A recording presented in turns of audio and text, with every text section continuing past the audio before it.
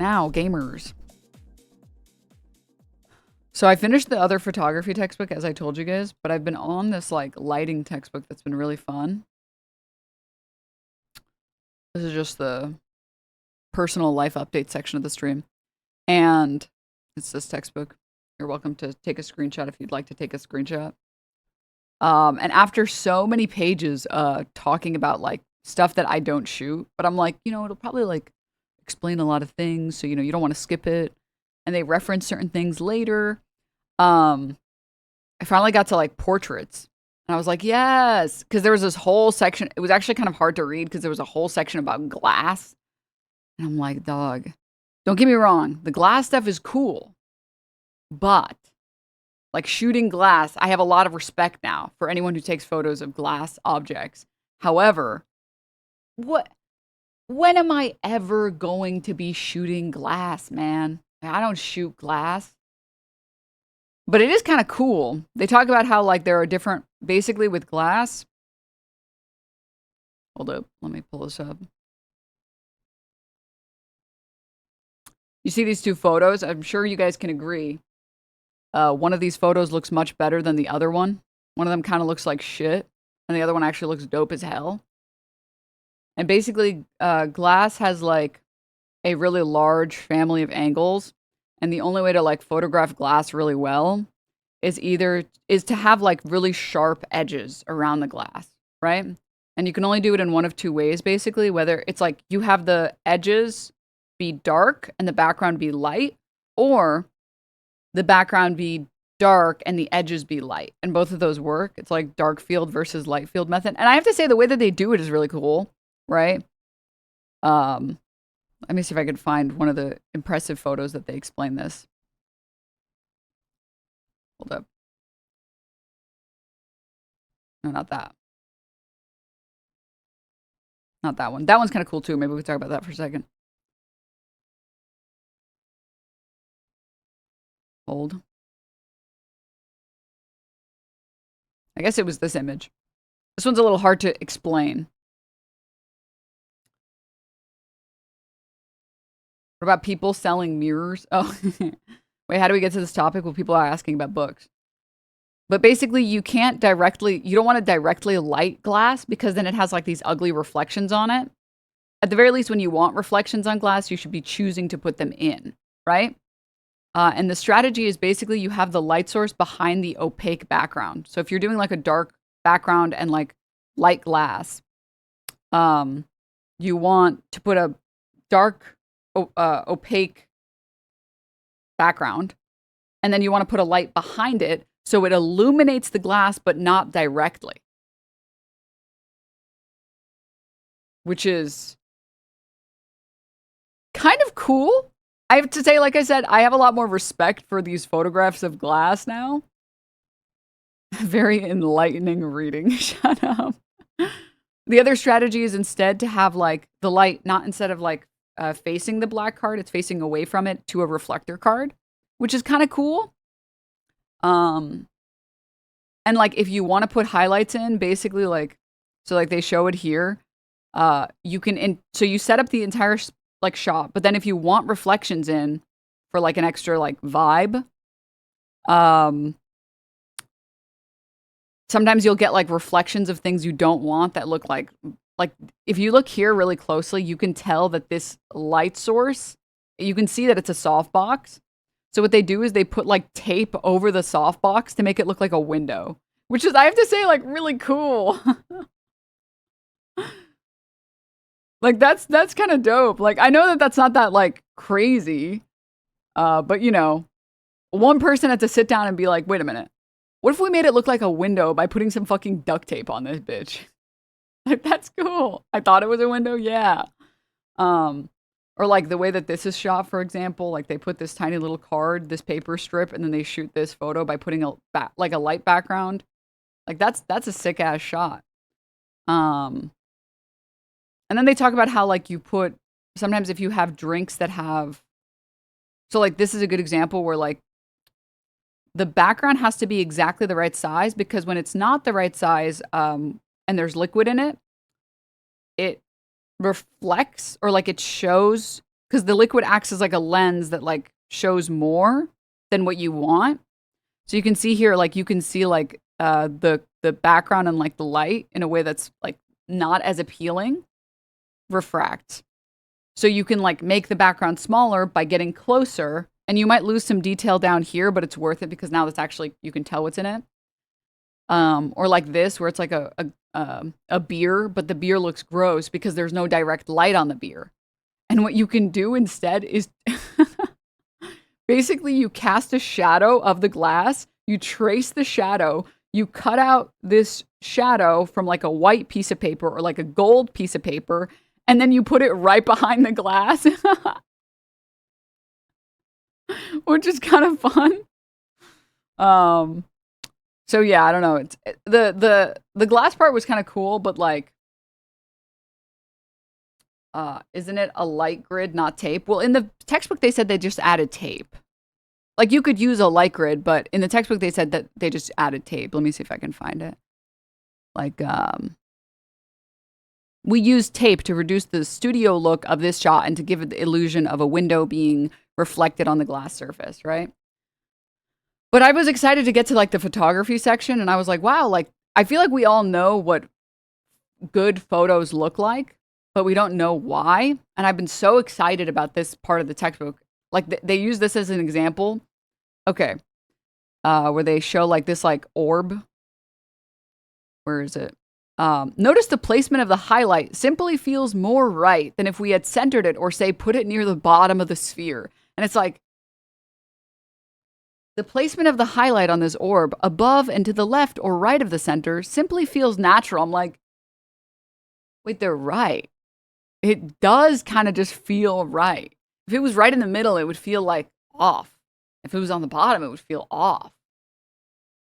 And they talk about like how you can tell if lighting is good or like bad, or if it's too flat based on this like key triangle. It's like, I didn't know any of this shit. It's like, oh, cool. Or like this, like learning about the different types of like where you put lighting and why to do that, or like hair lights. I don't know why I never thought about these ideas, but well, I guess I just never read classical. I never learned about any of these things in a traditional sense or a classical sense.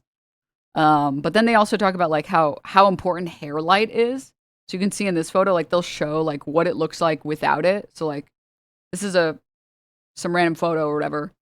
This is just the hair light. And then this is like the hair light with all of the other studio lights. It's like, oh, wow, that does really give it like polish and sheen. Because like one of my favorite photos that I've ever taken, I unintentionally had a hair light, which is why I probably liked it so much. Whereas like without the hair light, especially if you have darker hair, it just like, it looks a little flat, like it's missing something. And then you add that hair light and it gives like a slight glow in a way that's cool. But they also said basically like hair light doesn't really work that well when you have really light hair because it makes you sometimes disappear in the background. I was like, oh, wait, that's cool. Or like you can take really interesting shots like this and this is only because of a hair light. Otherwise this character would fade into the background completely. So yeah, I was just like reading about this stuff. Kind of cool.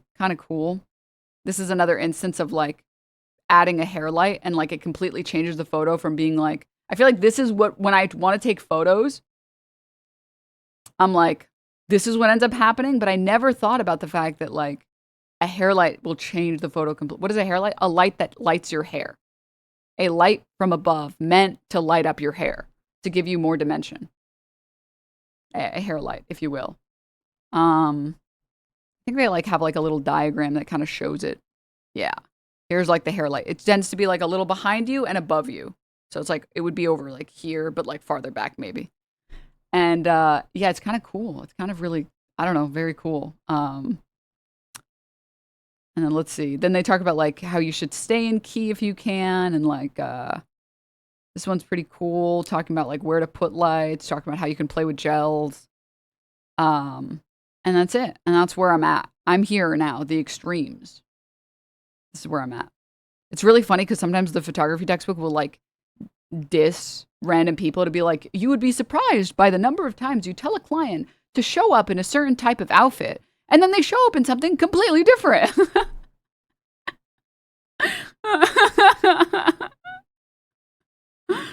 Do you have a hairlight in your profile picture? Well, that's what I mean, actually. Like, I really like my profile picture, and I don't understand. I didn't know why I liked it so much, but I liked it so much probably because of the hairlight, whereas a lot of the pictures I've taken have never had a hairlight. I was like, oh, that must be like why. Like, if I like how 3D I look in my profile picture. That's so smart.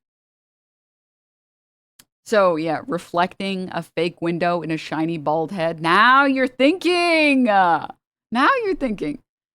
Anyways, this is just some like random textbook. I don't know. I've been really enjoying it. It's like the first couple of chapters are really, I would say, kind of boring because they're just explaining how like light works and why light works the way that it works and how we can use it to our advantage. And there's a lot of time spent on talking about like what are the types that like everything you see is light, obviously,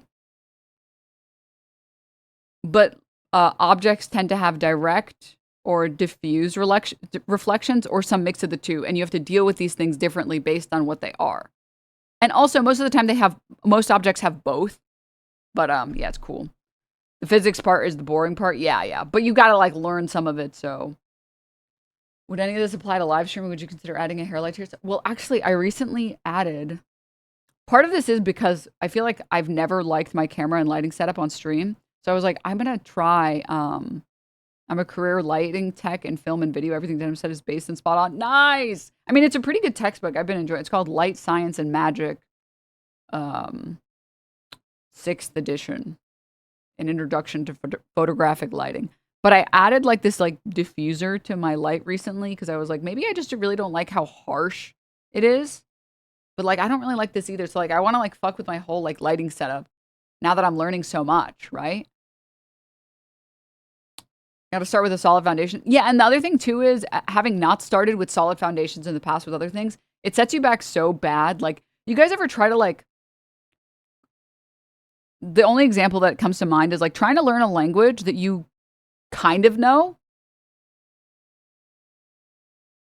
or like trying to learn like art when you already have been like self-taught.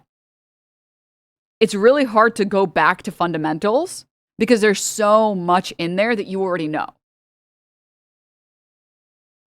So it's really frustrating, right? Teaching yourself guitar and then trying to take lessons because you kind of have to restart at the beginning because there's probably really, really simple foundational principles that you missed.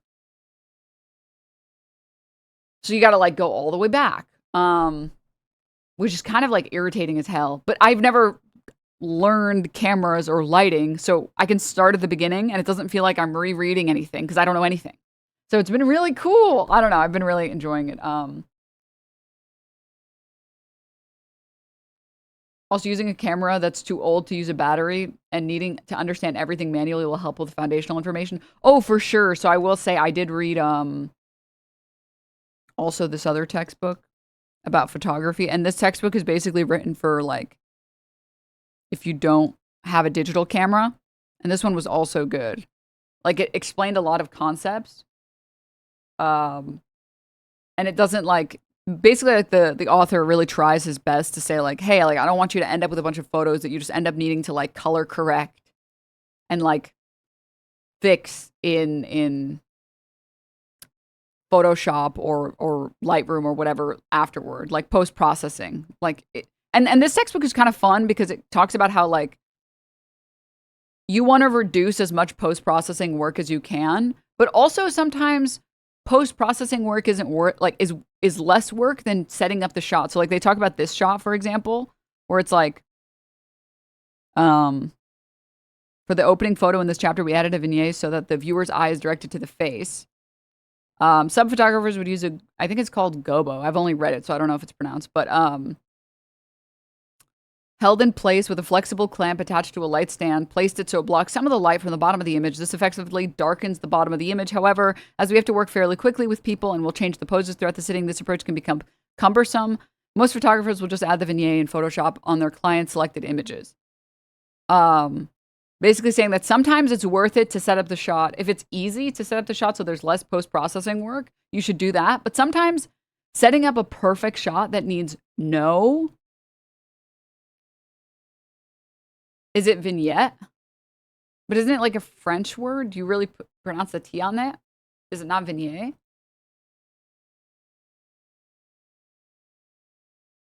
Vignette sounds wrong. What the hell?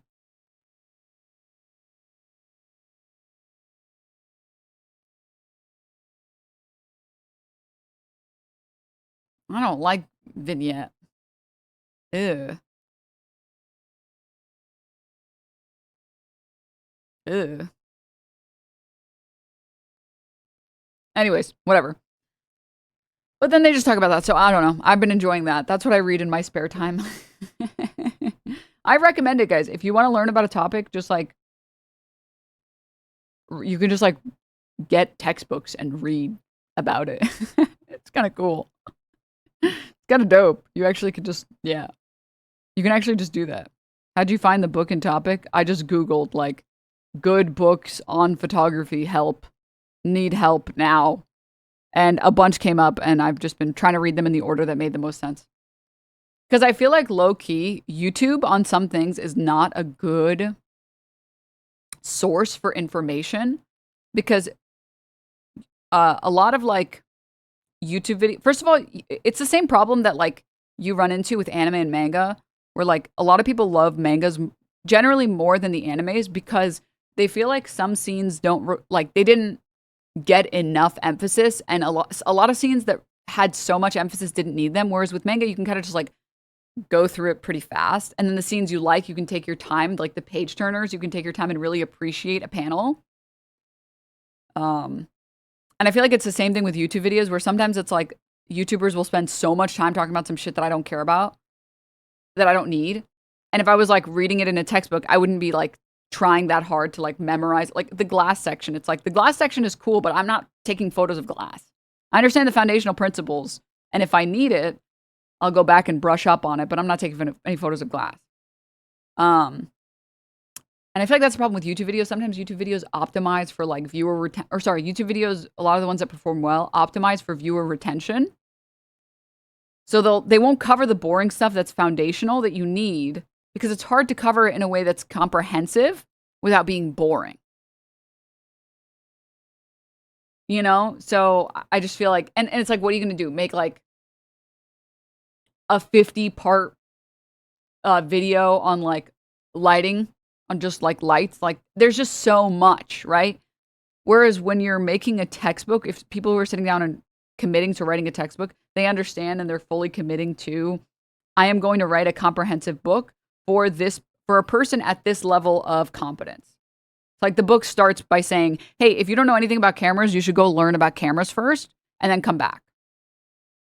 Because we're not teaching you anything about cameras, and we're going to use information that you would only know if we're going to assume you already know that. We're going to assume you already know what aperture is or whatever. It's about your special interest. My special interest is learning. That's the truth, guys. But yeah, so recently I've just been reading this lighting textbook, and I've been enjoying it. I'll tell you guys what the next one I read is, and whether or not it's good. Also, YouTubers have a monetary incentive to waste your time. Books don't in the same type of way. Yeah, it feels like the book is really trying to teach you the subject correctly, and YouTube videos are not trying to do that. They're trying to make a video that teaches you the things that they think are important, that might be helpful for you. And there's just like such an overabundance. And I've watched videos where it's like they over-explain some things or they never cover other things. And like, I just can't. I prefer textbooks for like straight learning, for learning new things that I know nothing about. I feel like YouTube videos are good if you already have like a foundational understanding of a topic and you're looking for specific information. Right? Straight learning. I don't gay learn around here. But anyways, that's what I'm going to talk about with all of you on that stuff.